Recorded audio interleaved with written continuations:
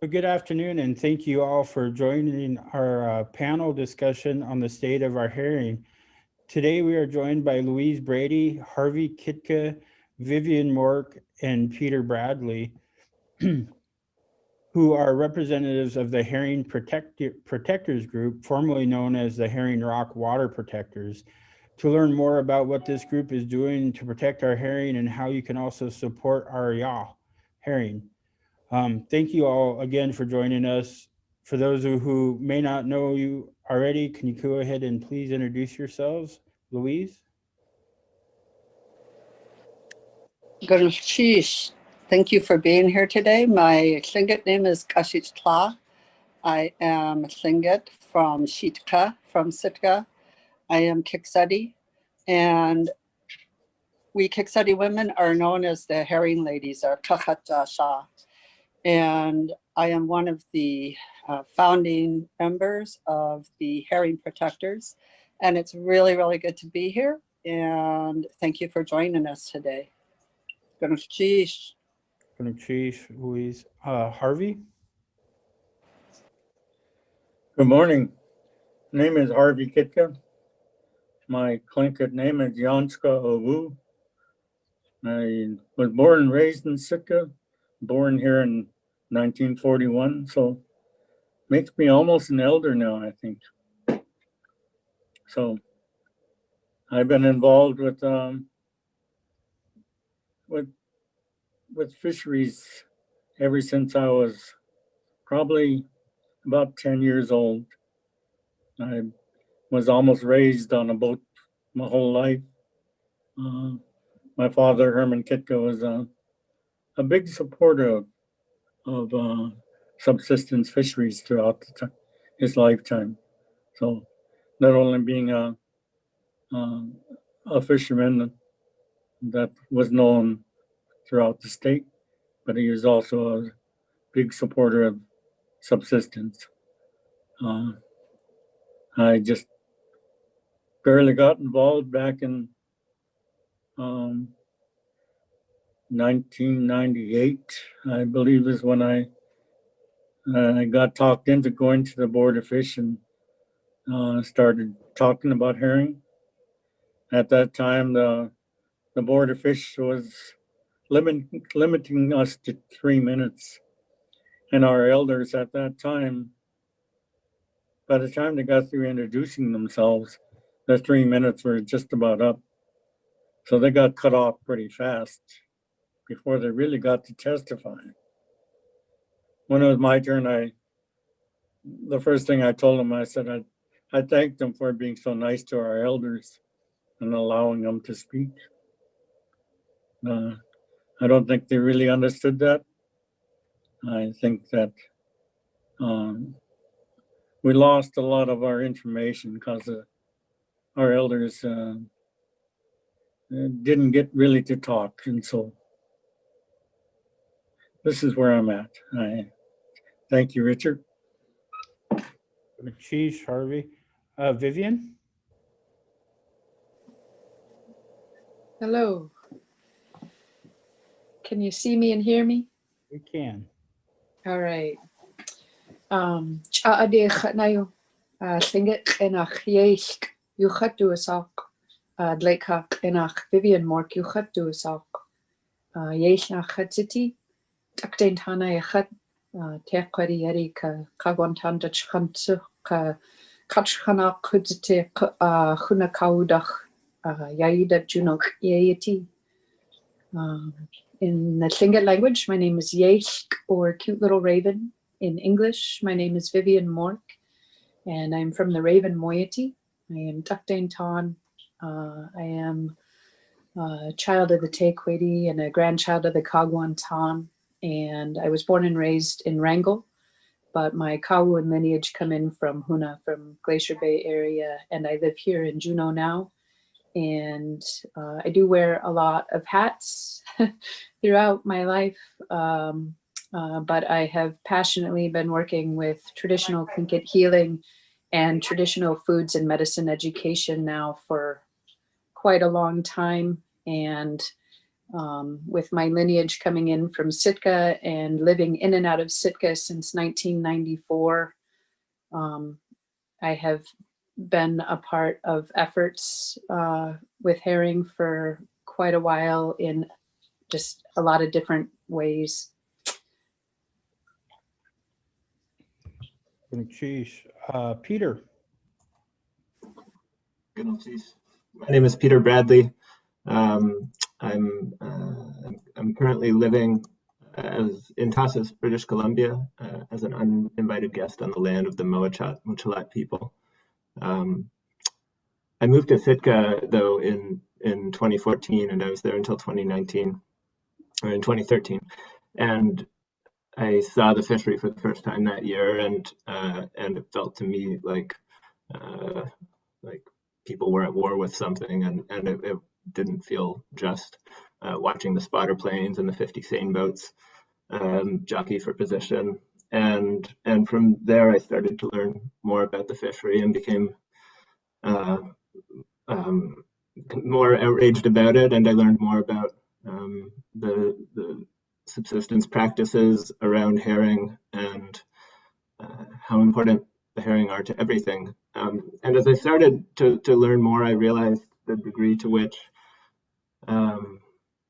Indigenous people have not been given space to express their reality. The 3 minutes, the 5 minutes, and then interrupted at the Board of Fisheries meetings isn't enough. And even in those 3 minutes, the words never seem to be heard. I went back and listened to audio from old meetings. I attended the 2018 meetings. And then I started reading more and more back to the early 1900s, and it's been the same all the while, of the science dominating Indigenous voices and doing so with what felt like an unacceptable arrogance and hubris and ignorance. And so I've been trying to collect every scrap of Western history, of settler history that I can find that points out how much has been lost in the last 100 years, how much has been lost in the last 50 years, and how much is lost every time people are told that their truth isn't real. And so that's why I'm here today. Thank you. Geez. Oh. Before jumping into our panel discussion on the current state of our herring, I think it's important for us to spend a little time to look back and talk about our relationship with herring. As a forage fish, herring are a cornerstone of the ecosystem. You don't need a science degree to know the simple truth of what our people have known for thousands of years. From herring, all other life thrives. They are essential to this place, who we are as Indigenous people, and to our way of life. I'd ask you a couple questions before getting into the panel, but our people already know how important the herring are to us. But for those who are watching right now, can you share a few words that express why the herring are culturally and ecologically critical to our people? And I'll start with Louise.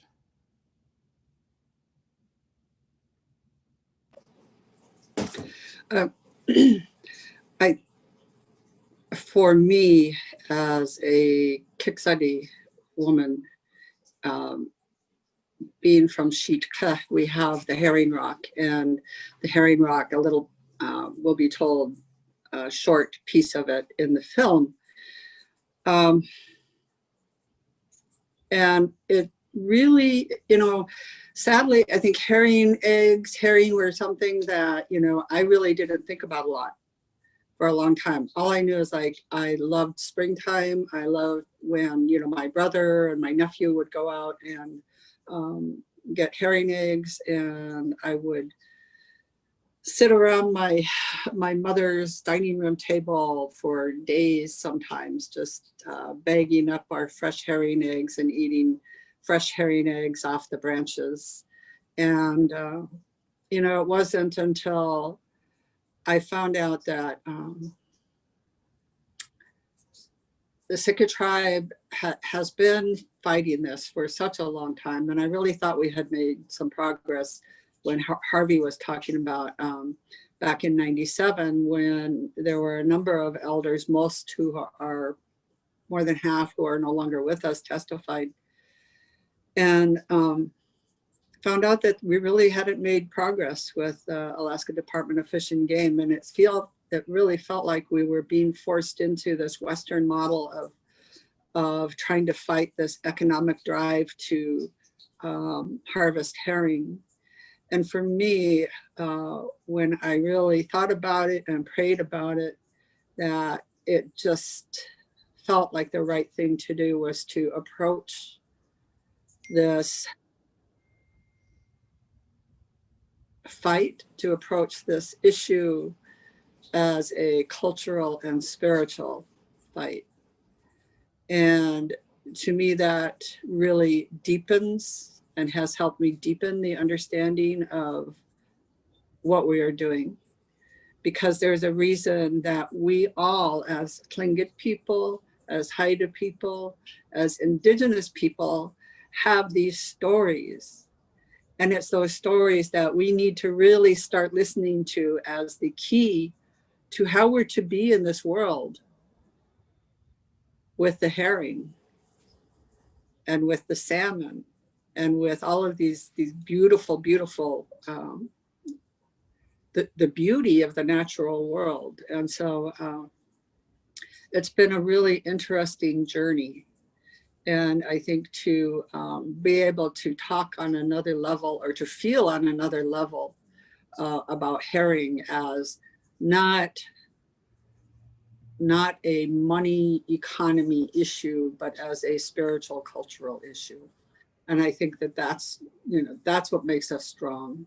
That's what helps me, is having the ancestors behind us and understanding, or trying to come to an understanding of what they have been telling us through all of these original instruction or the stories that they left for us. Geez, very powerfully said. As I go through these questions, I'm going to turn to, and each of you in different, but if I'm trying to keep us on time as well, but if any of you want to chime in, please feel free to. In my haste to keep us on schedule, I don't want to cut anybody off either. But I'll move on to the next question. Our people have stories going back centuries on the cultural, social, and spiritual significance of herring to our communities. In your lifetime, can you talk about what you remember of our herring compared to what you see now? And I'll turn to Harvey.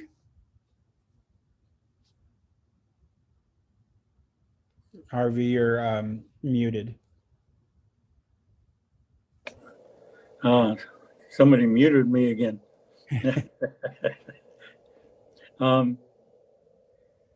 Back in, I'd say probably about 1951, my father started taking me out to set branches and things. We used to set down on the southern part of Sitka, down in a bay called Redoubt Bay, basically because we didn't set close to town, even though the herrings spawned clear around town. We set further away from town because back then, all the storm drains and sewer drains entered right into the water, right in Sitka Sound. So we moved out to where it was a little cleaner.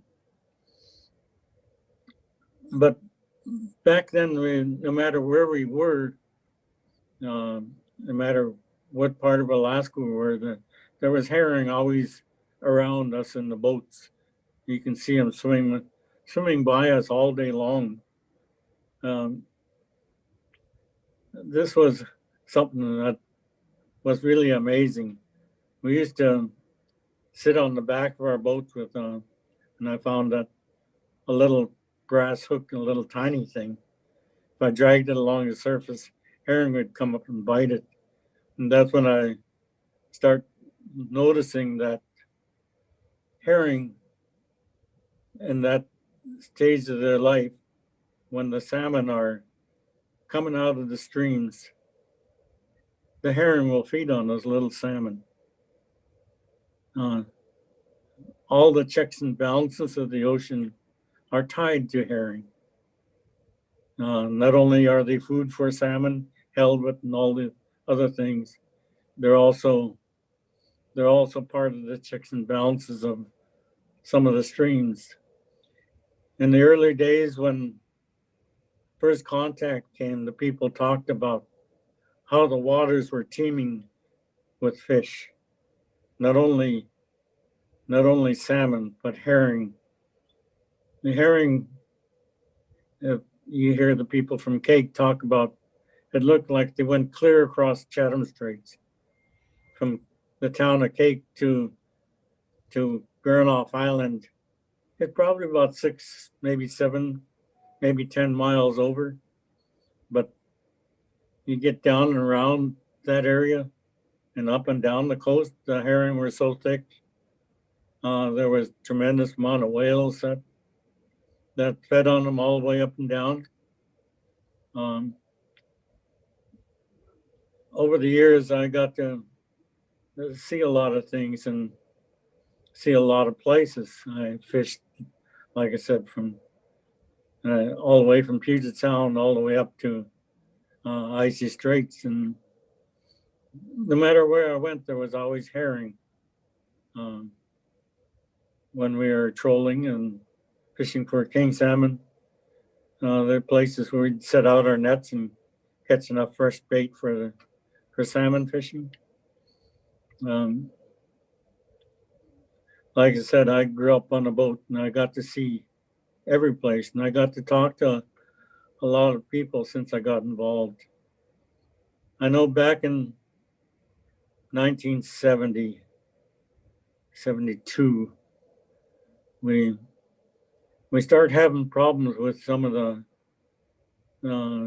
seiners that were fishing for the roe when we set our branches, and they came in there where we set our branches and started to harvest the fish that were coming to our branches. And in some cases, they were dragging some of our branches out of the fishing area. So this was probably about the first time I really got involved. We really start complaining to them. We finally got them to where they could move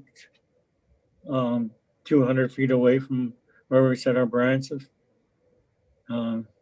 Even then, that wasn't enough, and we've been going back and forth. We beat on Fish and Game for a lot of years. Back, probably about 1990, we started realizing that it wasn't Fish and Game we needed to beat on, even though that was part of them we needed to beat on. But we started going to the Board of Fish meetings and realized we needed to get laws changed at that point. It was so heartbreaking to find out that the board was made up of a lot of people, but a lot of the commercial industries had lobbyists that were better than us at it. It took us a while to learn to where we could lobby some of them. And we finally start getting some attention. We tried very hard to get the longliners involved, the sport fishermen involved, the trollers involved, because once they start realizing the herring were disappearing, the halibut got smaller. The 30-year-olds were almost 8 inches shorter than what they used to be. The king salmon got smaller. Some of them were as long as necessary, but very skinny, and some of them just didn't grow. We're finding that more and more as time goes on. The last year, when the second year they didn't fish herring, we finally got some bigger king salmon to come into Sitka Sound. And that was one of the reasons they used to stop here, but because of the amount of food that was available for for the salmon to eat. I can go back into the 1940s when the city of Sitka asked the federal government to stop the herring fishing that they were taking for oil. When they wiped out Sitka Sound just about, the halibut disappeared and the salmon disappeared. And back in that time, a lot of the boats couldn't travel really far away. They stayed pretty close to town. And when the fishery disappeared, the halibut fishermen and the salmon fishermen start complaining. And Sitka was a fishing community at that time. That was before logging. So basically it was a fishing community. So they petitioned the government to close and stop the herring fishery on oil. At that time, the oil industry for herring had pretty much depleted the stock around Southeast Alaska. And Cake and Angoon, the herring just almost disappeared. Teneke and Hoona and Juneau, all the herring were basically wiped out. Juneau is just now starting to recover. Some of the other places have lost. Even now, Teneke still doesn't have the herring. Hoona still doesn't have as much as they used to. Angoon, a couple of years ago, the first time they ever saw the herring disappear in the summer. So this herring fishery has really caused some problems and things. They can blame it on a lot of other things, but we've always had herring as far as long as we can remember. And some of the big places, you know, that around Baranoff Island and Craig and Cake, some of the big spawning happened between Cake and Cape Decision. Some of those areas were just huge with spawn. So the herring really, from those spawns, they congregated outside of the southern tip of Baranoff Island, where the biggest amount of halibut and salmon were caught because of the herring that were there. So I could probably go on for hours if you let me, but I think I'll let it go at that and wait for some questions. Chief Harvey. The harvest of herring eggs is a labor of love that requires significant time and physical effort. Every year we look forward to the harvest with our commitment to nourishing our families and the cultural ties within and between our communities.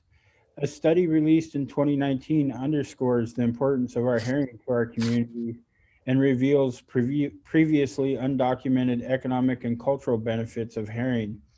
Is there anything that you'd like to share to speak to this study? And I'll turn to Vivian. I'm gonna pass that question actually on to Peter, because I know he's got some good answers for that. I do have some other things to say about the other questions, so I'll wait till Peter's done. Peter? Thanks, Vivian. It's an amazing study. I've been reading. The distribution of subsistence herring eggs from Sitka Sound, Alaska. It's by Tom Thornton, who's spent quite a while doing tremendous work in Alaska. One of the most remarkable things that he finds and illustrates in this study is how strong and remarkable the sharing culture is around herring eggs. How there's almost nothing in the world that is shared to the degree that herring eggs are and in the way that herring eggs are. And I'll read just a tiny bit here. The distribution of eggs is remarkable in its breadth, especially considering the increasingly concentrated scale that defines the spawning in Sitka Sound. Typically, fewer than 100 harvesters gather all of the 100,000 to 350,000 pounds of eggs and give 80 to 90% of them away within a week. Something that is shared at that degree, 80 or 90%, how could it possibly generate more wealth and well-being managed any other way? And that for me is really what this book does for me. Is it just highlights the incredible beauty of the traditional harvest methods against the total foolishness of the commercial approaches. It's an important study. I hope that Judge Shawley of the Superior Court is reading it. I hope that every member of the Board of Fish is ready to make clear that they've read it at the next meeting. Can I tag on to this, Richard? Please. I know the ecological part of this and ties into all the food that the herring supply to. It is a big part of our harbor seals that we get our seal oil from. If they don't get enough herring, they start to lose their fat, which is something that our people were. If you look at all the stories that come down from the past, they talk about the grease that we liked, and the harbor seals were a big supplier of that. Not only the herring for their oil, but also everything else that ate on them. I needed to talk a little bit about our sharing. As you know, in this day and age, our extended families have scattered across the globe. We ship eggs all over the place. One year, my brother-in-law in Hawaii wanted eggs, and it cost me $350 to ship it to him. I got in-laws in Anchorage and cousins and nieces and things all over the place, and they all want eggs. I ship it to them. I don't ask them for anything, but they do. I got relatives in Yakutat. I got relatives in Juneau and in Cape and Craig and all over the place. I got people that ask me. One of my friends in Yakutat, when he gets his box, sometimes he'll send me a salmon from Dry Bay. It's a different type of king salmon with so much oil. You'll find our people really like oily fish. So this is one of the things that, is so important to us, our contacts and things that our friends and extended relatives got to have that herring. I know some that have moved away. When it came time for herring egg time, their wives wonder why they get so antsy. They start getting very nervous, and a lot of them try to come back to Sitka at that time to get their herring eggs. Okay, that's all I got for now. Gonna change Harvey. Can I say a few things? Please. I'll try to be quick about it. So there's so many layers, there are so many layers to this history and to the issue that it's definitely hard to put it all together in, one short panel like this. So if anyone that's listening out there, I really encourage you to learn more about it. There are resources out there to be able to learn about the efforts and things, but I want to touch on this topic of science that we talk about, and the Western world. And here's the Western world's direct definition of science from their dictionary: the intellectual and practical activity encompassing the systematic study of the structure and behavior of the physical and natural world through observation and experiment. That means indigenous science has existed here in Southeast Alaska and all of Alaska for thousands upon thousands upon thousands of years.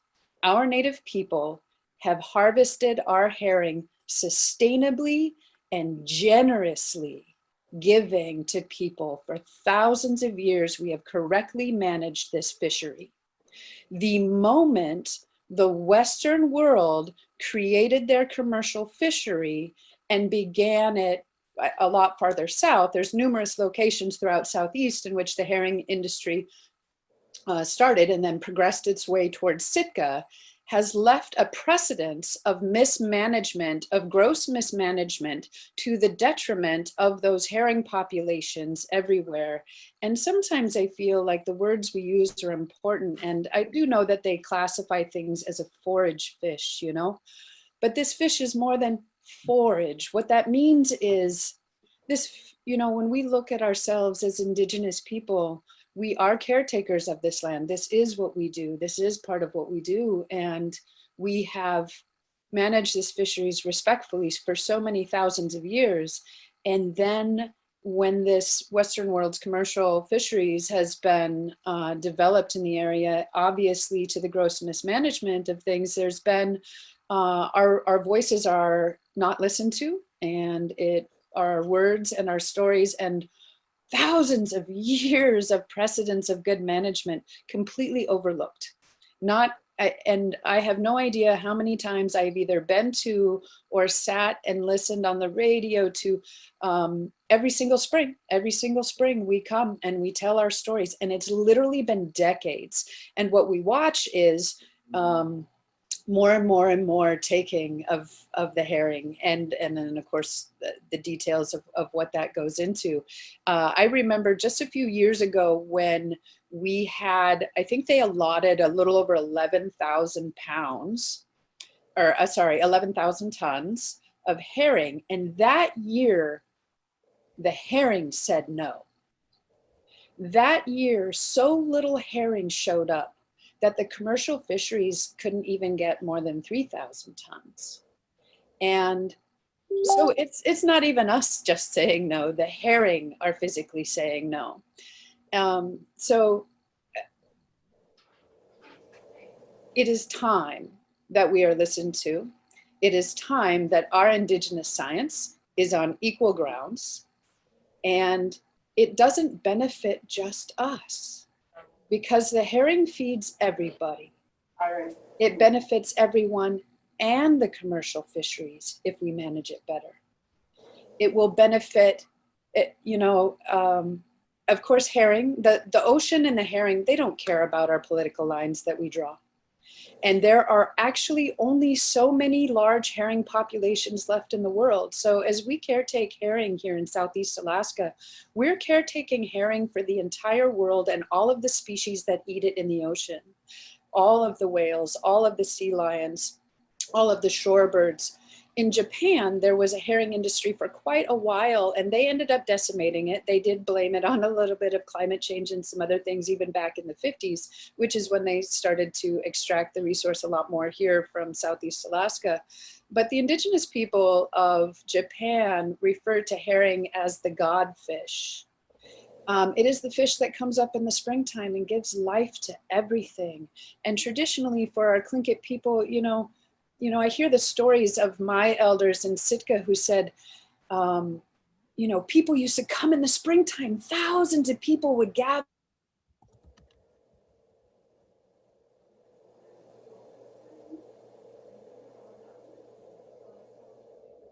Did we lose her?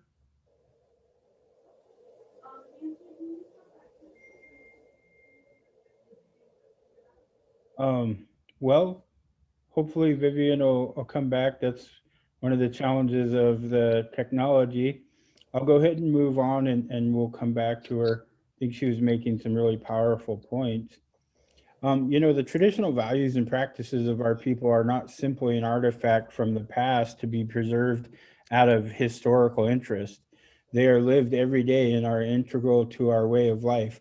What we all must be concerned about is the security of our precious food systems for generations to come.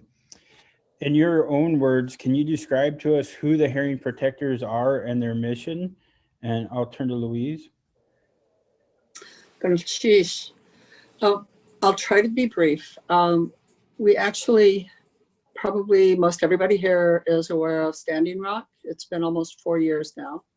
And I think that there was enough coverage that a lot of people in Shitka were very concerned about what was going on there.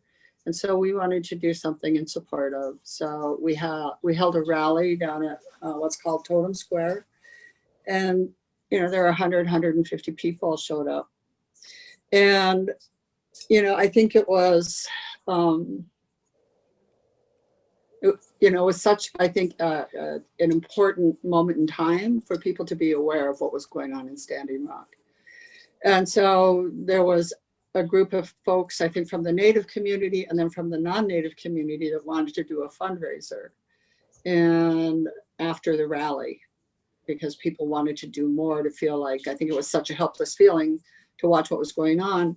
And so we had a fundraiser. But what's really interesting to me is that normally I function within the Native community. There is still a lot of self-segregation. And a friend of mine said, oh, there's another group of people that would like to do a fundraiser for Standing Rock.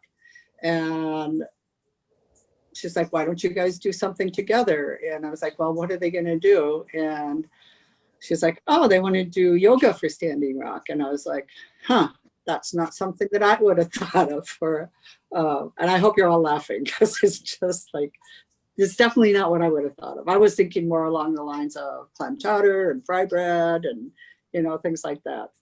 And so we met and we managed to put together a fundraiser with so much participation, letter writing, silent auction. And I think we raised around $9,000 that we were able to send down to Standing Rock. And it felt like it was such a good feeling, I think, to be proactive. And I think with everything that's been going on in the world, we decided to meet afterwards at the time where Peter was working. He generously offered their office space for us to start meeting. And we wanted to work together more. And we decided that, you think globally and act locally.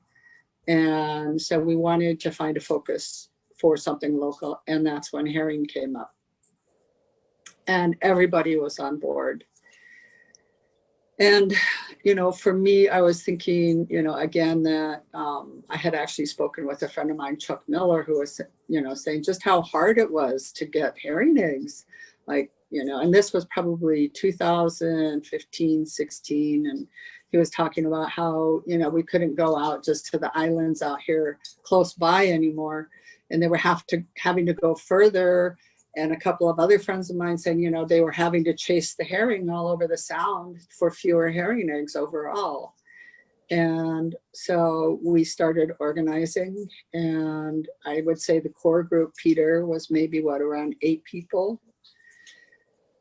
And I think too, the other part was that I really did think we had made some progress back in the 90s with this whole issue of herring.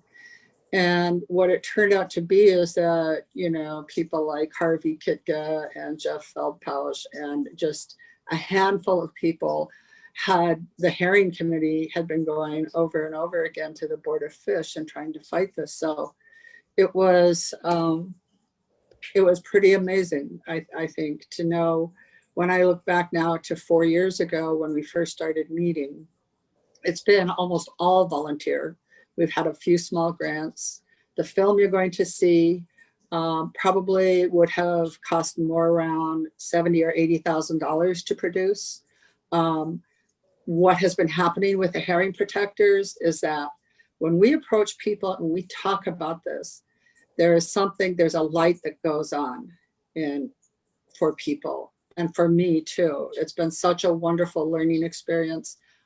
And I've made a lot of friends, I think lifelong friends. And that's, to me, has been an amazing melding of Indigenous people and allies.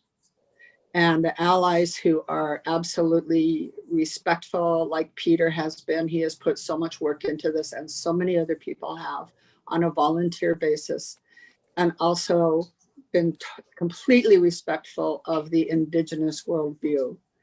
And I really believe that we are the ones that have that relationship and have that potential to interpret, to have that vision of what the environment is.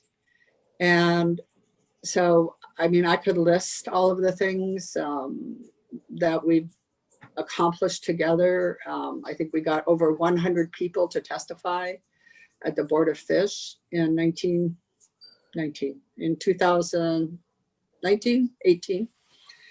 And, you know, we had the ku'ik, you know, we've had 2 ku'iks. And I think I haven't kept up with it. You know, we have produced the film that will be screening at the New Zealand International Indigenous Film Festival next month. It will also be screening at the International Oceans Film Festival. And we hope to bring this to light because it is really important. And I think it is a way for us as allies and Indigenous people to move an issue forward in a very, very respectful way. And it's been amazing because everyone's invited to be a part of this, whatever gifts, whatever talents you have. I love telling the one story. One of the women came and she's like, but I don't know how to do anything.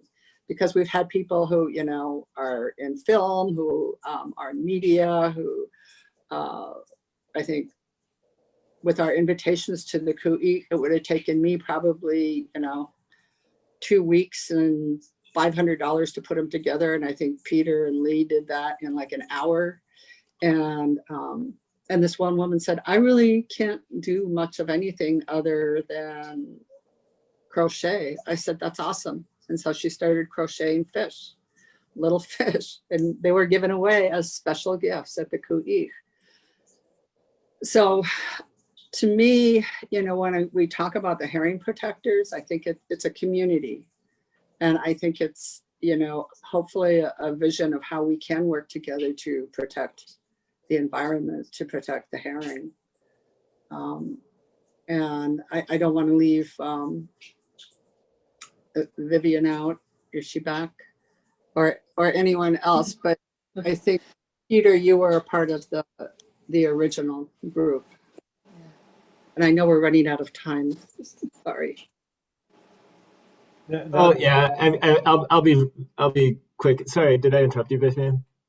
This was Richard. I just wanted to say, as far as the time, you know, this is such an important issue, and being who we are, it is really hard to be brief. So I think I'm willing to stay on as long as you folks are, and I'm sure our audience would appreciate that. So I say let's take the time we need to, and we'll go as long as we have to. And if she's, And I'm sorry, Peter and Vivian. Go ahead and finish, Peter, and I'll turn to Vivian. Thank you, Richard. For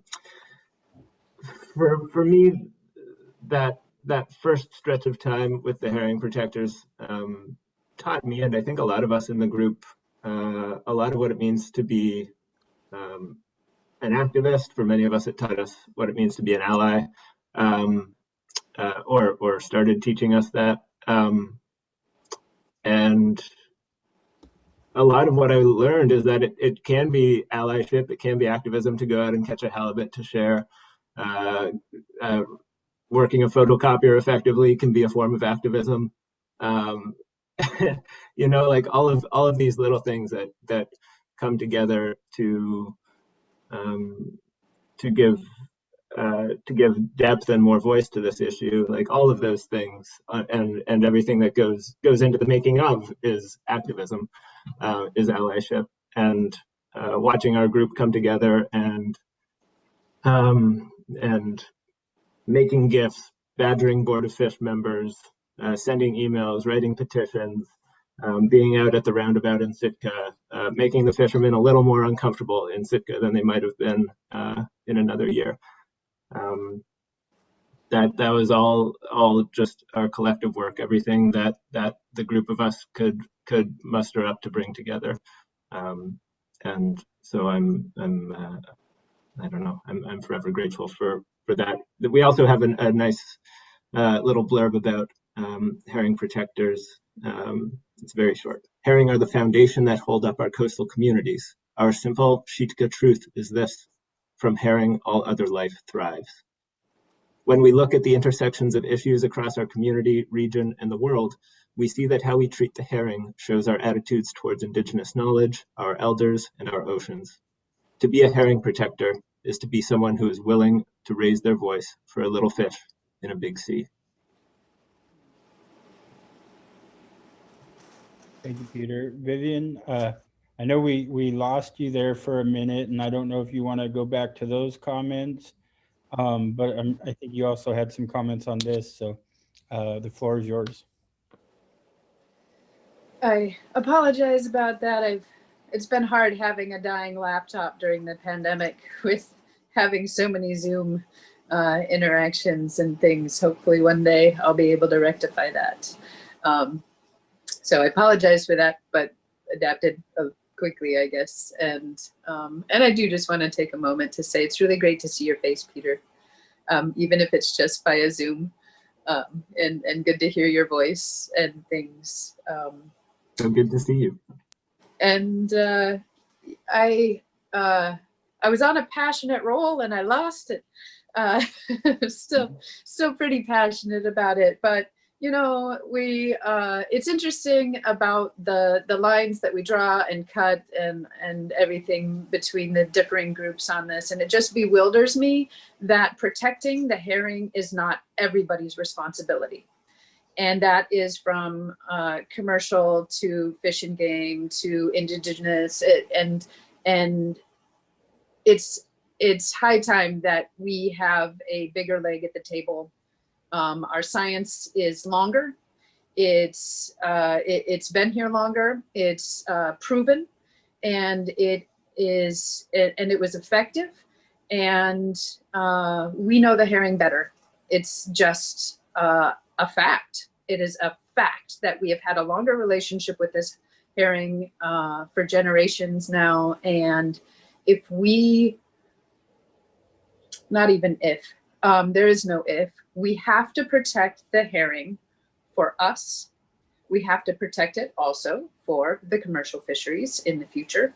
We do also have to protect it for everything that feeds on this fish. It's not just about us. There is no separation of us from this web of life. There is none. There is no way to do that. And it, you know, it's about respect. It's about basic respect of beings, you know. And so I'm very grateful to been able to learn from everyone that ever came before me on this, because you know, I'm young in this fight. You know, I'm only in my mid-40s, and people were fighting this fight before I was born. And there's a lot of people who are going to have to keep fighting it after we are gone. And that's why I really want to encourage our people to step up right now and learn more about the history. The more you know, the better equipped you're going to be for the long fight, because it is going to be a long fight, because we've been here for more than 10,000 years. We're going to continue to be here for more than 10,000 years. And I'd like the herring to be here with us. And we have to do that correctly. And it is time for them to listen to us. And I don't really want to, we're all passionate herring protectors. I guarantee all of us people on this panel, we could talk about this for hours, you know. And it's from a place of love. You know, it's from a big place of love. And so I think that the video that you guys are going to show, I think that it was a well-made video and touches on a lot of the complications and a little bit of the history.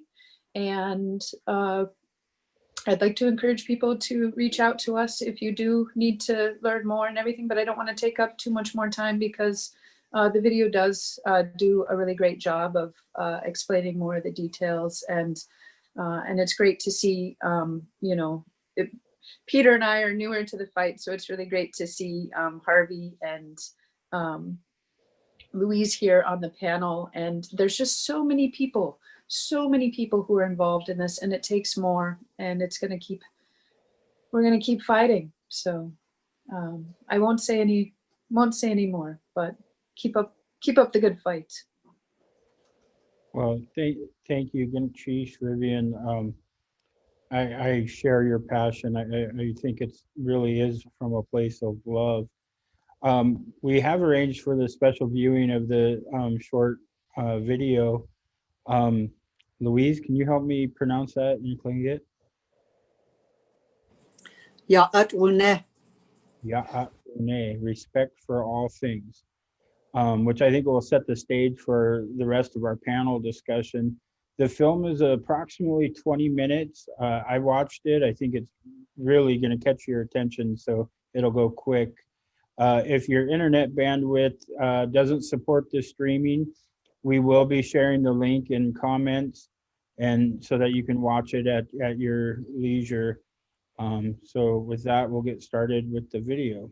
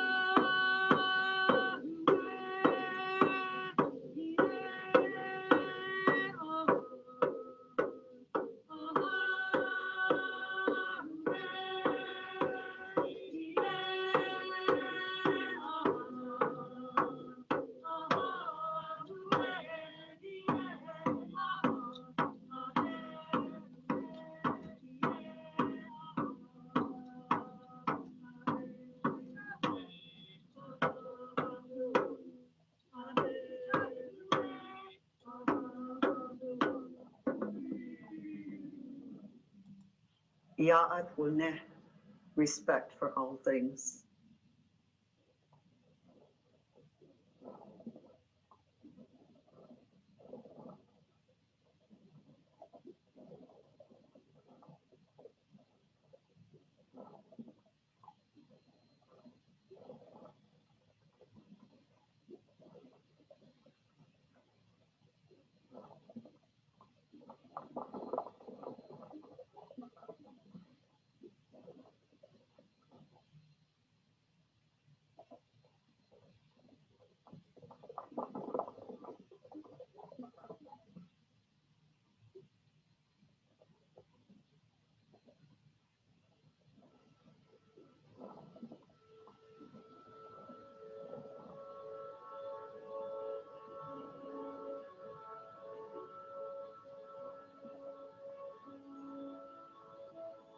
herring feed everything, not only the people, but they feed just about all the fish, the whales,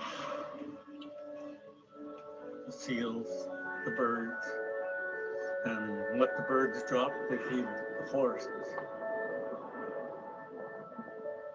Herring are loaded with oil, and that's one of the reasons that makes them such a foundational forage fish, is that they are converting all of these little copepods and other little critters into a tremendous package of oil and nutrition, all the way up to the largest species. That's a tremendous bioenergetic transfer.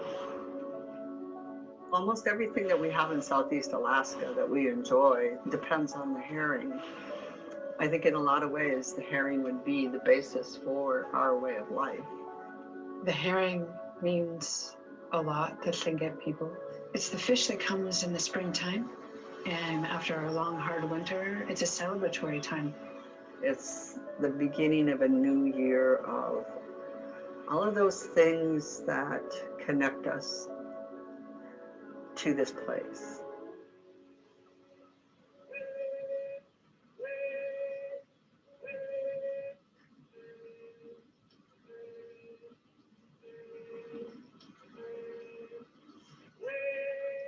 There's stories of when Sitka was the hub and the villages would come and gather by the thousands. People would come by the thousands to gather herring and herring eggs in the springtime. And you could see herring eggs drying on the branches for miles down the beaches.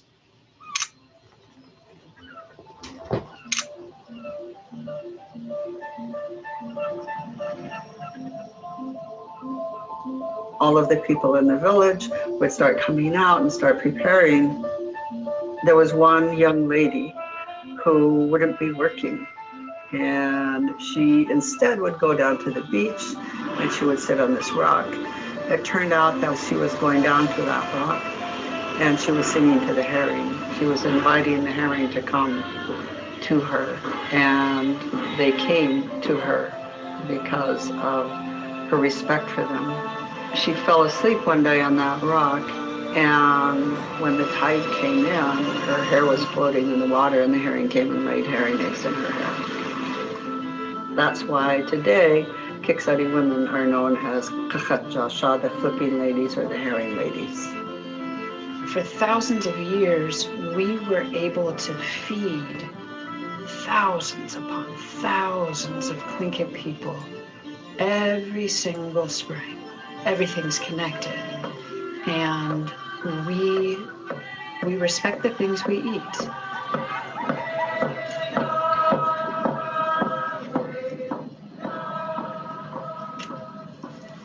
I'll get this one. In Tlingit, they call these, when the eggs lay on these hemlock branches, they call them howda'a.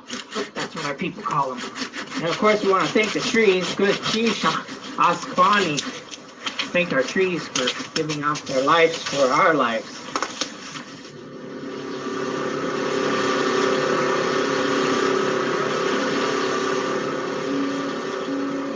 I've been fishing for herring eggs since 1952, which would put it about 68 years or thereabouts. I had learned from my dad about how he tied the trees and how you have to know the area.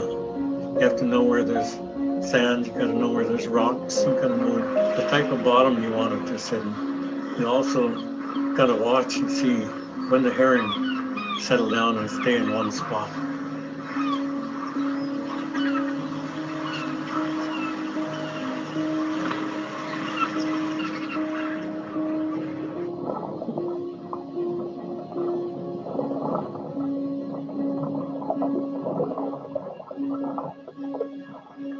When we give herring eggs away, anytime you're gifted, a big bunch of herring eggs, you know that the person who just gave it to you loves you, that they care about you. It's more than just a physical gift. It's an emotional gift. It's a spiritual gift.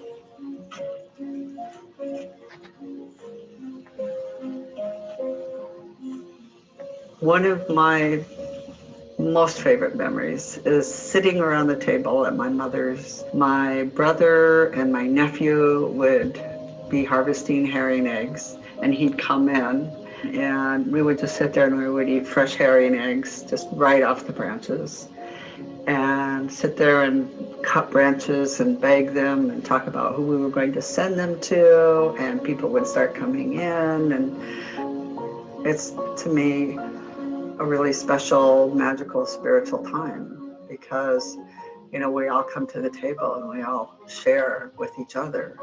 To think that my great-grandchildren may not be able to know that. Joy, that joy of the harvest, and that joy that represents the spring, and to me it just represents thousands of years of living here.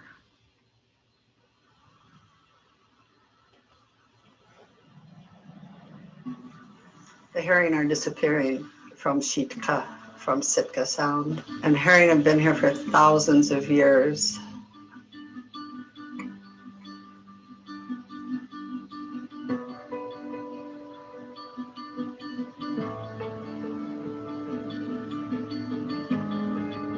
A lot of people don't realize it, but herring were checks and balances for a lot of things in the ocean. Right now, the commercial industry is upsetting that balance. But the first herring to spawn are the older ones. Commercial industry found that out, and that's why they start the fishing so early. And that's why we have no more older herring. It's about the worst product you could ever imagine. And the way you get it, by rounding up both male and female herring, killing them all, and then taking only the females that are the most mature and taking their eggs, and initially just grinding everything else up, was pretty wasteful. We Tlingit, Kiksadi have stories that go back about how plentiful the herring were, not only here, but all up and down the coast, down into British Columbia, all of Southeast Alaska.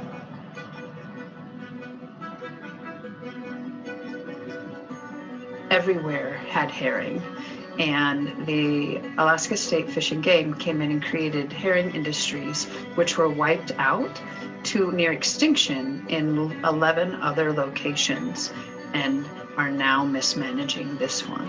I would hate to have this place fished out as well. Nobody has any place else to go to get eggs. This is it.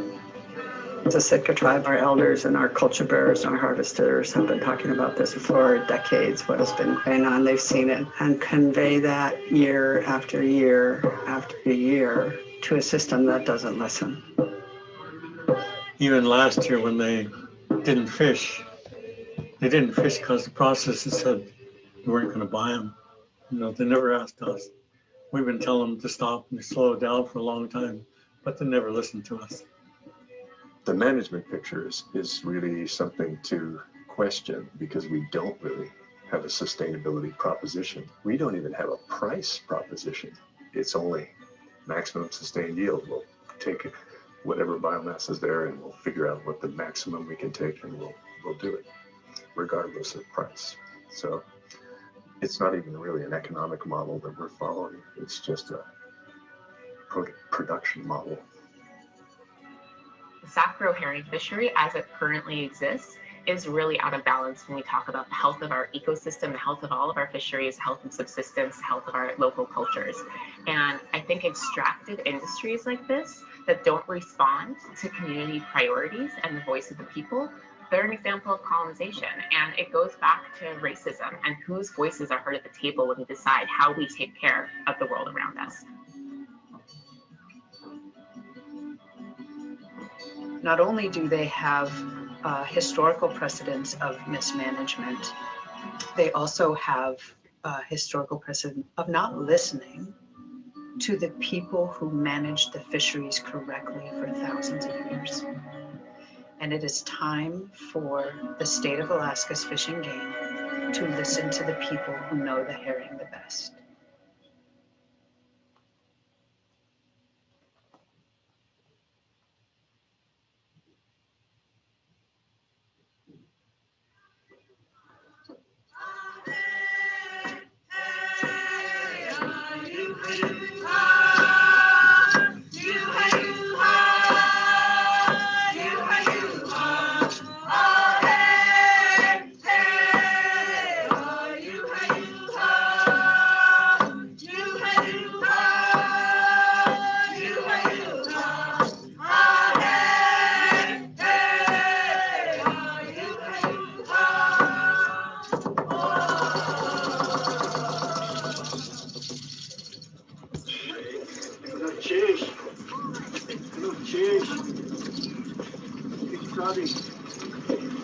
people, the Dr. John, all welcome you to the herring celebration. And sheesh for bringing your paddle and paddling over. And sheesh, welcome, welcome.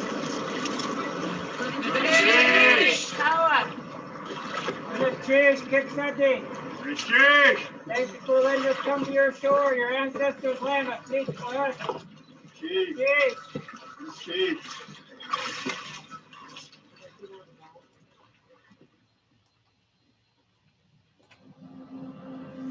Ceremony as sovereignty.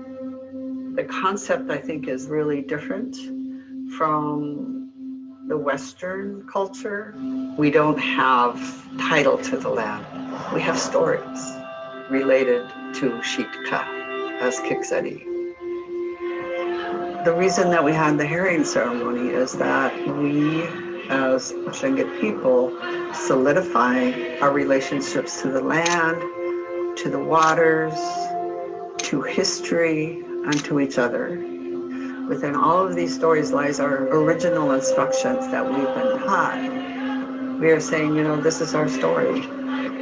It is a celebration and a mourning at the same time, and to allow us to have a space to come together to hurt about it is really, really important. And then also to network together to see what else it is that we can do. It's where we make peace and we invite the guests. It's like the notary public. It's like if anybody questions what our relationship is, everybody there was a witness to say, yes, the Kiksadi, the herring rock belongs to the Kiksadi. We were there. We have a spiritual connection to all of these things, and it's all of our responsibility to take care of everything that you see in the Tongass. It's this very meaningful traditional ceremony, but for me personally, it was a way to understand my neighbors. It was a way to understand more about the Tlingit people and my own role as a white person and my own role in relationship to the herring. So it was a really beautiful gift to be welcomed into this ceremony, and it meant a lot to me personally. And I think that experience was felt by a lot of people in this community who really got to experience the richness of coming together in ceremony to honor the natural world on which we all depend.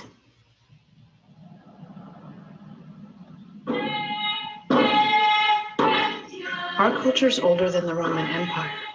We're older than pyramids by thousands of years. It's not just a saying that we are stewards of this land. It's real. It's what we've been doing. And there are systems in place that we utilize to make sure that we got to continue to live here, as well as the herring, as well as the salmon, as well as the seals, as well, you know, everything's connected. With everything that's going on in the world right now, that we all can make a decision to pull away in fear and despair, or to come together in hope and to really start listening to each other. And over the last few years, that's what we've been trying to do. And we need to put aside our differences, be able to be strong allies with each other. It doesn't matter if you're Alaska Native, it doesn't matter if you're non-Native, young or old, whether we've been here for, 10,000 years or time immemorial, or came here a year ago. If you understand the importance of herring, everybody's invited to support the Pacific herring in Sitka Sound in Shitka. That's ceremony. That's sovereignty.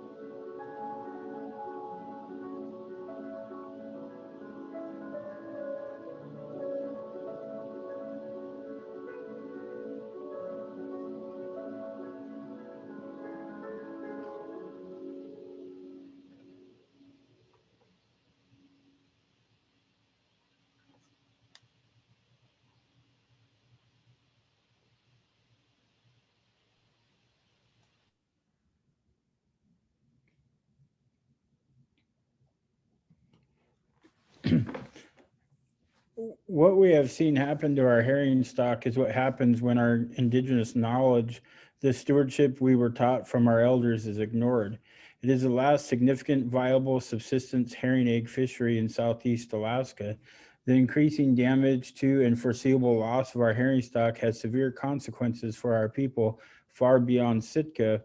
It undermines the health of the stock, our people, and ecosystem that depends on it. Sitka Tribe of Alaska has advocated for conservative management of herring to the Board of Fish for more than 20 years, submitting proposals to the Board of Fish since 2002. My question, and I'll turn to Harvey, why is the Alaska Department of Fish and Game's management strategy model flawed, and why has our voice not been heard?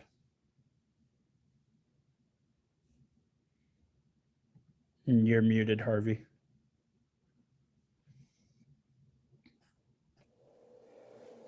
Thank you, Richard. I guess I was muted again. One of the main reasons is that the way the system is now, it's basically a big money issue. The state of Alaska, the Board of Fish, they believe that the commercial industry is probably more important than the subsistence users.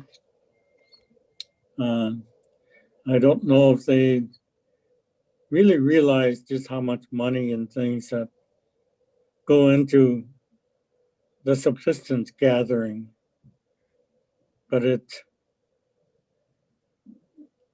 right now it's the Board of Fish listen to more to the lobbyists from the commercial industry. In the last year, when they didn't fish, they didn't ask the tribe or the native people if they should have a fishery or not. They went to industry, and industry said they're not going to fish this year, mostly because the herring were too small. Right now, the biggest body of herring are the 5-year-olds, and everything else falls below 5% of the total biomass. And the scary thing is the 3-year-olds, which would make up the future herring, is only 1% of the biomass. A lot of people ask why. I could pretty much guess why, and when my guesses are founded on our people's stories and history. Many times I've told the scientists that are managing our herring, and some of the ones that I've worked with on other books and things, basically is science is observation. And our people have been observing herring for thousands of years. And it was part of the first part of science is observation. So, but the herring industry is basically controlled by the commercial industry, and they have the ears of the Board of Fish. Maybe things will change a little bit. You know that the tribe won the first 2 cases on the herring issue, and part of that is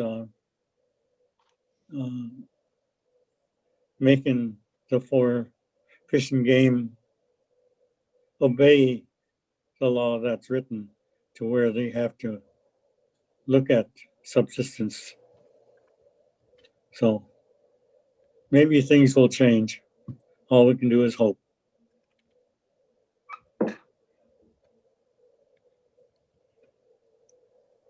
In 2018 and 2019, a herring kuik was held in Shitkaquan. Historical accounts dating back over 200 years document Shitkaquan as a gathering place for our relatives to come share in the bounty of herring eggs. Turning to Louise, what is the significance of the herring kuik? And will there be a herring kuik this year?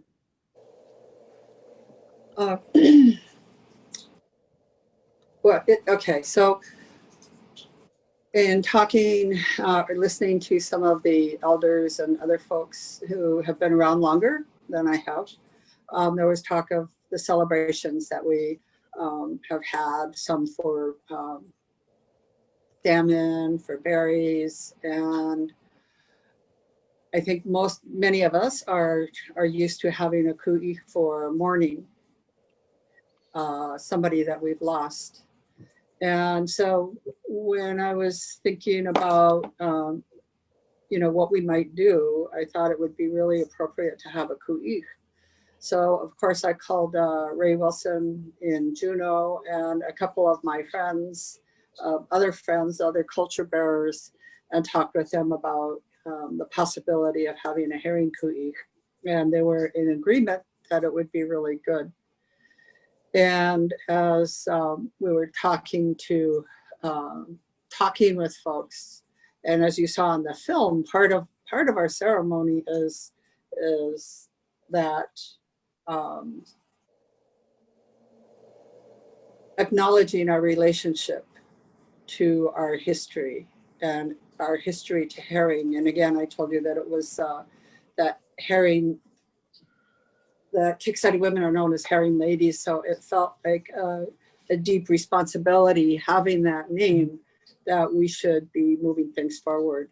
And so it was an interesting process. We went to the herring, I went to the herring protectors, and they said, well, what are we going to do? I said, well, we're going to have a ku'i. And they said, most of them, well, what's that? I said, you'll find out. And so we started coming together and making gifts. And for those of you who have had those types of gatherings, it really brought us closer together. We talked about, how we needed, and when preparing in the past, like preparing for my mother's ku'i and my sister's ku'i, it's like everything that we do needs to be approached with love.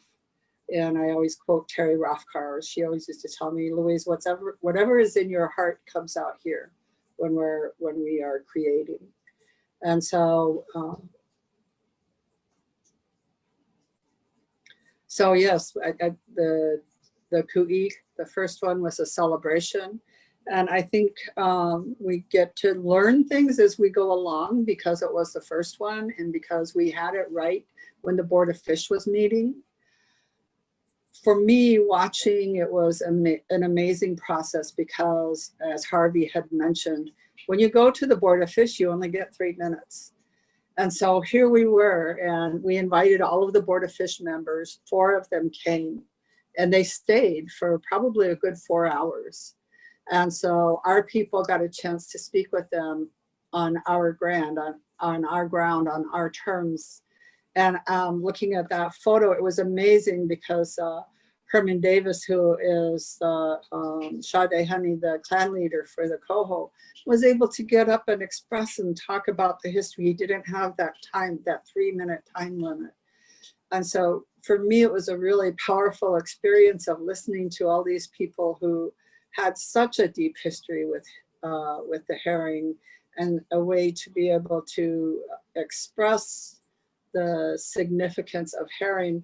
And we got to basically take it out of that Western realm and put it into our own cultural and spiritual realm where it belongs. And it just, to me, it just felt so right and so amazing, and such a great opportunity for our people to, again, kind of cement that relationship, to confirm that relationship that we've had with herring for so many centuries. And sadly, we will not be having a ku'ik this year. And of course, it's, you know, just like so many other things, out of an abundance of love and care for each other, and in particular for our elders who have shown up at the ku'ik previously. But there will be more. We're hoping for next year.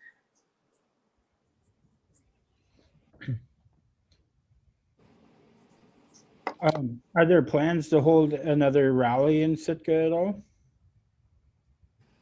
We just had a meeting last night, and we are actually hoping, we had the announcement from ADF&G, Alaska Department of Fish and Game, that the GHL, oh gosh, I shouldn't have said GHL, Guideline harvest level. thank you, guideline harvest level is 33,000 tons this year. And so, yes, and I don't know, Peter, do you remember the date, the tentative date? I think we might have ended up on in the week of the 15th, the 13th, 14th, 15th. We might have ended up on the 15th. I'm not sure. Yeah. Because also, for those of you who aren't familiar with the fishery, is it's been as early as like the week of the 15th of March, and as late as maybe the first week of April, like first couple days of April maybe. So I think in light of perhaps the second largest guideline harvest level, that we definitely need to have a say. So currently we know that herring is up for discussion at the April 2021 Board of Fisheries meeting in Ketchikan. And there are some proposals from the SACRO seine permit holders to expand the scope of the fishery. Sitka Tribe of Alaska also submitted proposals which would better protect abundance and will need some support. I'm guessing, Harvey, maybe you can give us an overview of these proposals?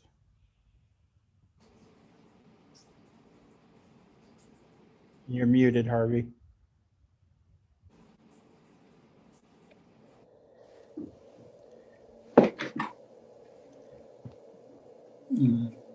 Hello, Richard. The proposals are basically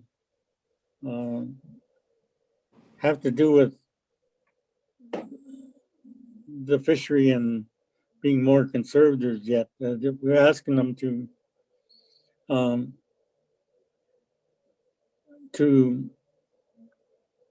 be more conservative when the major older fish are down below 20% of the total biomass. And that is just one of the proposals. We're asking them to go back to them. Also asking them to go back to the model of the rest of Southeast. You know, Sitka is the only one where the model had changed, and they jump up and take 20% of the total biomass when it reaches a certain point. Whereas the rest of Southeast, it's on a longer slope to where before they can get to the 20%. 20% is a huge amount. I'm pretty sure that those are the two main ones. We got several in there on herring, but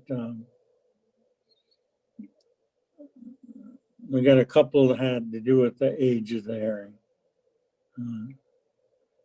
So we're kind of holding our breath on what commercial industry has put in. We know that the proposals are on hold right now. We know that they canceled their meeting in Ketchikan for the spring and April. They moved it back to November. So there could be some changes that happen, and maybe they'll open it up for some more proposals. But what industry has asked for is opening up more of an area into the closed areas that we had asked for. We don't want to see this happen. Last year is probably the first time in about 5 years we saw the herring come down to the road system again and come toward where the herring rock is, or where it used to be before they blew it up and before they put the hotel there. But so we got more work as far as the proposals to the Board of Fish. We're still having to meet, and we're going to discuss probably more on what's happening with our proposals. And we're concerned that now that it moved back, that they might change the ruling on what the lawsuit won. They might change it enough to where they don't have to do what they were asked to do. So as far as the need to support Sitka tribe, we're asking the people from all the communities that used to have herring if they could send a representative to this Board of Fish meeting to show that what they're doing is wrong, without a more conservative approach to it. We'll lose all the herring, and it takes so many years for it to come back. And some places from the oil fishing industry, it still hasn't come back enough to be consistent. The Yakutat has been in excess of 50 years since they really got to set branches. I know one of the guys that moved back to Yakutat from Sitka said he had to teach the young what kind of branches to put out there and how to set them. People in Prince William Sound, they are still struggling with getting herring to come back in any numbers. So, but we have so many things that we have to go down, not only on our proposals, but we have to watch the commercial industry's proposals. And we hope that we can get enough people there to come, even if they don't testify. Just seeing people there in regalia, just seeing there will be enough to help sway what happens. Thank you. Geez, Harvey. In 2018, Sitka Tribe of Alaska and allies urged the Board of Fish to revise the state's herring management plan and reduce the level of the commercial catch. When the Board of Fisheries declined to make changes and Sitka Tribe of Alaska recognized they exhausted all administrative options, they decided to pursue the matter in court. Sea Alaska and Tlingit and Haida submitted a joint amicus brief supporting Sitka Tribe of Alaska. The lawsuit boils down to the question of, does the management of the commercial seine fishery still allow residents a reasonable opportunity to harvest enough spawn for subsistence. STA argues that fishing managers are failing to comply with the state's own regulations for the Sitka Sound Sacro herring fishery spelled out in the Alaska Administrative Code. The Superior Court of Juneau is currently hearing arguments on STA's claims that ADF&G has violated the common use and sustained yield clauses of the Alaska Constitution. For those of you who want to follow the hearing, it's being broadcast live on YouTube to the Alaska Court page. We'll share that link in our comments. And I recommend that people do follow and really pay attention. Have just a couple questions left. And I really appreciate all of you, the panel, hanging on today. And I know we've gone over time. There are a lot of questions from our viewers, and I'm hoping that our communication staff can connect with you and provide answers to those questions on the Facebook comments. But we'll go ahead and move on towards the last questions. We know that many throughout Alaska and afar share our deep concern over the serious situation with our herring.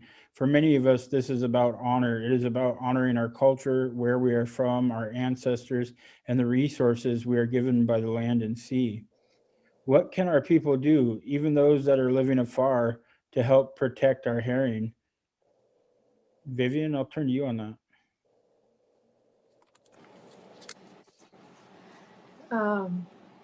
And correct me if I'm wrong, of course, with the things that I'm about to say, but this is going to be an ongoing fight, and it may take generations. You know, I have hope that it won't, but of course it might. And when you're in for the long haul, there's a lot of different strategies that have to be done. But when it comes down to it, be seen, be heard. As Harvey had stated, you know, they see us, that, you know, we put on our regalia, you know, they see us, we stand, we speak, they hear us, and we have to continue to be heard, and we have to continue to be seen. And if you are wanting to be a herring protector, do know you can start anytime. Every day is a good day to start. And you do not have to be Tlingit to be a herring protector. You do not have to be a member of Sitka Tribe of Alaska to be a herring protector. You don't even have to eat herring eggs to be a herring protector, you know. You can do it to protect the herring for everything and everyone that comes after us. And to make sure that you are, because there are a lot of changes that happen with the court cases and things. If you just simply send Sitka Tribe of Alaska an email and give them a call, you can learn how to get updated on any of those quick changes that happen. And as you know, we do rallies, and occasionally those rallies are last minute, you know. And right now during the pandemic, of course, that includes keeping our elders safe when we do that, wearing our masks and keeping a physical distance. And we can still come together and gather and keep each other safe and be seen and be heard. And so I would just like to encourage people to reach out to Sitka Tribe of Alaska and say simply, how can I help you? And all of us can help in a variety of ways, because maybe sometimes there's some of us who are too shy and maybe we don't necessarily want to speak up. But I do see that you have the GoFundMe up there on the screen, and that's a great way to help as well, to donate towards the legal efforts. And then also simply education and educating yourself on the history and making sure that you have a lot of really good facts. Because when you get that 3 minutes, when you're in front of the board, you got to be very concise. And so I also just want to give people a tip and hint to just practice what it is that you're going to say before you go to speak, because we are so passionate. And as Tlingit people, we can kind of extend that passion for a bit, you know. And so be concise, be to the point, and I'll try to leave my statements concise and to the point. Be seen, be heard, speak up, reach out. and know that the fight is not going to end anytime soon. And the stronger, the more we stand together and the more of us are heard, the stronger our fight is. So Gunas Chish for everyone who came today to Zoom in and listen to us. And we need you. And now is now. Yeah, that's really true, more now than ever. You know, if you love herring eggs, we ask you to stand with us and contribute what you can to the Sitka Tribe of Alaska's Herring Legal Fund to support them in their fight to end the Alaska Department of Fish and Game and the Board of Fisheries mismanagement of the Sitka-Sacro herring fisheries. Before we close, I just give an opportunity if any of you would like to just say a last few words. And I know that's a dangerous proposition, asking Clinkets for a few short words, but Louise? Chish, I really want to thank you for this opportunity. It was so good to see the people here and sharing. And, I think to just remember that no matter who you are, your voice matters. And because people will say, I don't know what to say. It's like, even if you're in Seattle, or even if you're maybe, someplace else and you have gotten herring eggs, somebody has shared herring eggs with you, talk about that. Just say, I had somebody, I went to visit somebody and I have, I moved away. Your voice in this matters. And I think we're also offering, if we really appreciate again this time with Tlingit and Haida, if you would like to do a local screening, again, if you're on here from someplace else in the country, we will make ourselves available. Peter has his own personal Zoom that he's dying to use, and we can set up a Zoom call and, have a less or a more informal discussion about what's going on and what people can do. Because I think that is the biggest thing, is that we are not helpless in this. We all have a voice. We all have something to share. So again, Gunaf Chish for your time and your energy for making this happen. Sheesh. Harvey?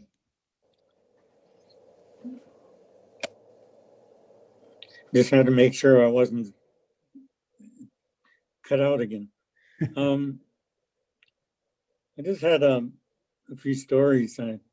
Basically,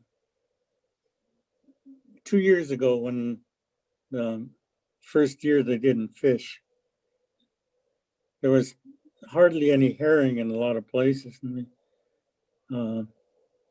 finding them was really hard. One of my friends sent herring eggs down to his aunt in Heidelberg. She called him back up later after she got him, demanding to know where he got his eggs. He said it came from Sitka Sound. Since he said, no, they didn't. Sitka Sound herring eggs are thick, and these are very sparse.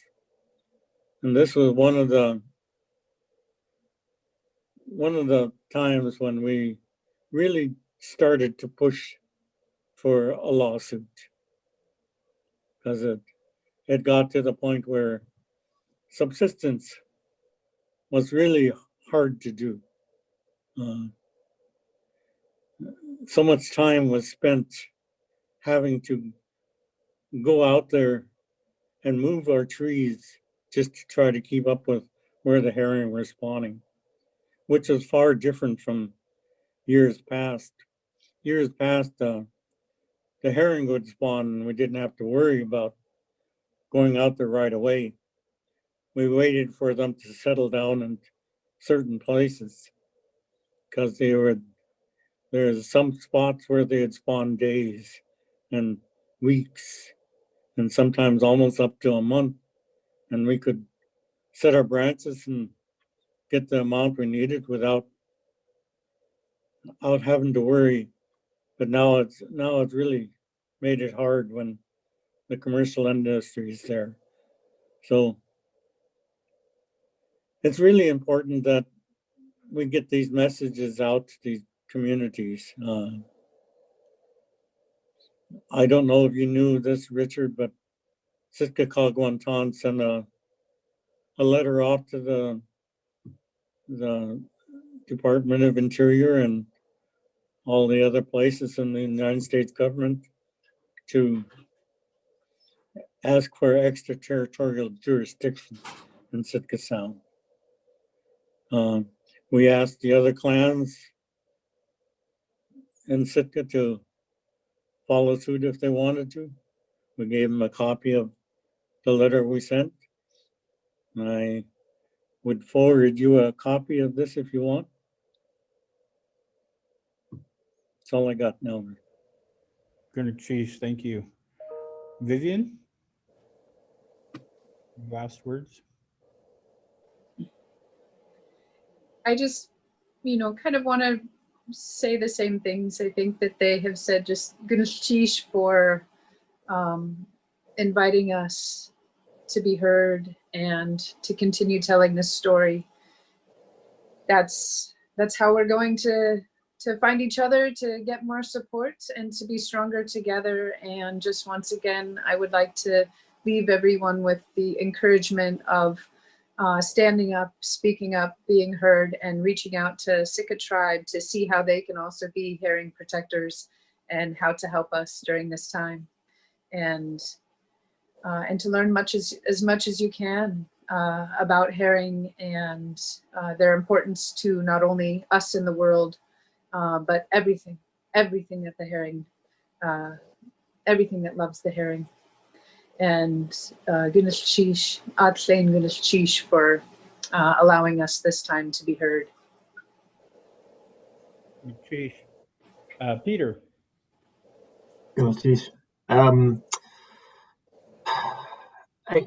I worry a lot about how much damage ADF&G does by their insistence that their science is an absolute truth. You asked a little while ago about why the ADF&G management strategy is flawed, and my answer to that is that they don't have the whole thing is built on cynical junk mythology. It's a terrible story that it's based on, and I mean, I think it helps because we've